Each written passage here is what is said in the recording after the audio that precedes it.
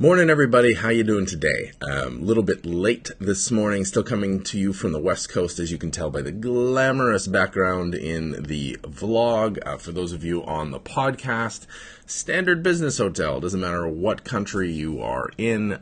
Business hotels pretty much look the same. It's quite amazing. Last day for me here at Serverless Conf, and it has been fantastic. As always, such a great community, lots of great discussions, lots of great talks. I gave my talk yesterday on security. I was up second after Tim Allen Wagner, who's the GM of Serverless Compute at AWS. And it's an interesting thing I want to talk about today, and not directly in relation to the conference, but it's come up a couple times at the conference talking to some friends, and a bit of what I felt about how I delivered yesterday. So the talk was well received. I think I did a pretty good job, but there was stuff I didn't feel clicked right. It was a difficult talk to give. It was on culture, security culture, why traditional security approaches are the way they are, sort of how it bubbled up, sharing that with a bunch of builders who are working on cutting edge stuff, to try to help bridge that gap of like, listen, I know security teams say no all the time. Here's why that might be. And I think it worked well, but, and I got lots of positive feedback, which is great. It feels good.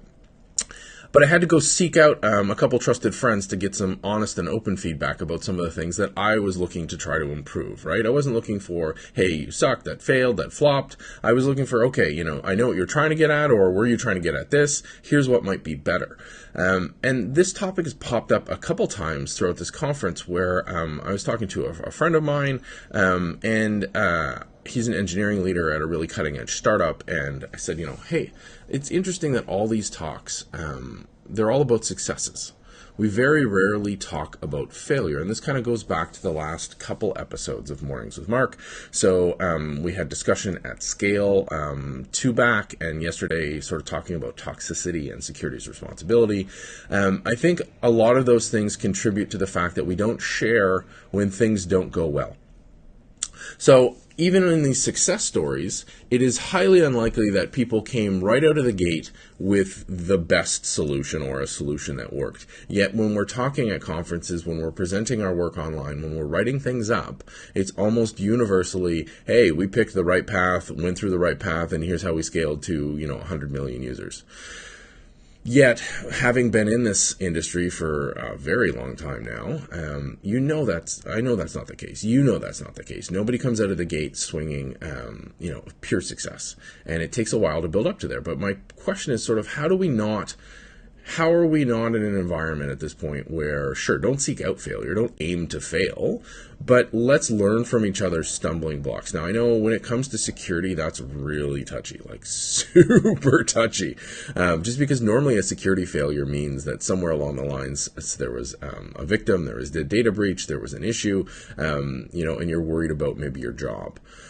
But even in successful talks, I think we can adjust it. If you've ever looked at the hero's story, the hero's story, the timeline as far as how to build out a story, right? So the arc of, it's a big wheel that tells you, each sort of stage of a hero's journey. That's it, the hero's journey. There's sort of this area of despair, of failure, where things look glum. And I think we skip over that in talks when we're sharing our work. We kind of go, yeah, I was not aware of something. I found out about a solution. I'd rolled it out and I saved the universe. Whereas we know there's this, I wasn't aware of something, I tried A, I tried B, I found C, and then I deployed it out after jumping over all these challenges. I think that's far more useful and it's far more practical. And you can still spin it and work it into a positive story. But I think one of the things that is pushing that back is sort of a pervasive culture of we need to be successful. So let me give you a solid example. It's the show you're watching right now, Mornings with Mark. This is episode 91, I think I typed in 91, which is insane, right? I've been doing this Monday to Friday-ish for a while now, and it's been up and down. Sometimes it's successful, sometimes it's not, depending on how I'm thinking about success. So I started this as sort of a way to kind of get myself on track for the day, to have something concrete that I could deliver out the door, build out some content, and trying to increase my online presence a bit.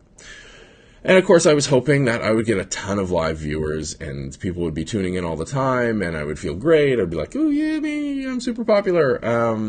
Because I have vanity as well, obviously. And of course, the people who know me are probably snickering or trying to, keep whatever the food they were eating in, try not to spit their coffee out their noses. But here's the thing, is that, some episodes have done really, really well live.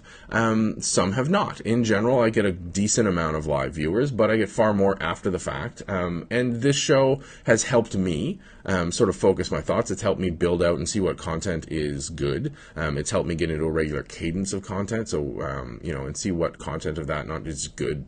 That's vague, but what resonates with folks, so that I can do more of that, which is solid. It's also helped me grow my YouTube channel. I'm up over 1,000 subscribers there, which is not bad, having started it just a few months ago. But it's, there's been days where I've struggled to pick a topic. There's been days where I've struggled to get the time. There's just been days where I don't have the energy. Like, I just don't want to do this necessarily. So it's not all there, and I haven't really shared that out candidly. So I'm just as much part of the problem. But I think in general, in technology and in security specifically, we have a lot to learn from where people have stumbled.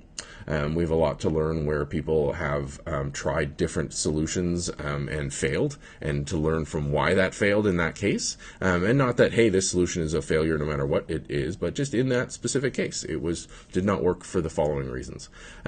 We need to have a far more constructive and positive environment for discussions, less toxicity, the ability to share less than stellar successes, the ability to share openly and honestly on failures, so that we can all get better. What do you think? Let me know at MarkNCA online, for those of you in the vlog, down below in the comments. And as always, by email, me@markn.ca. I'd love to hear your thoughts. I hope you have a fantastic day. I will be coming to you from Chicago tomorrow for the AWS Summit. I will talk to you soon. Take care.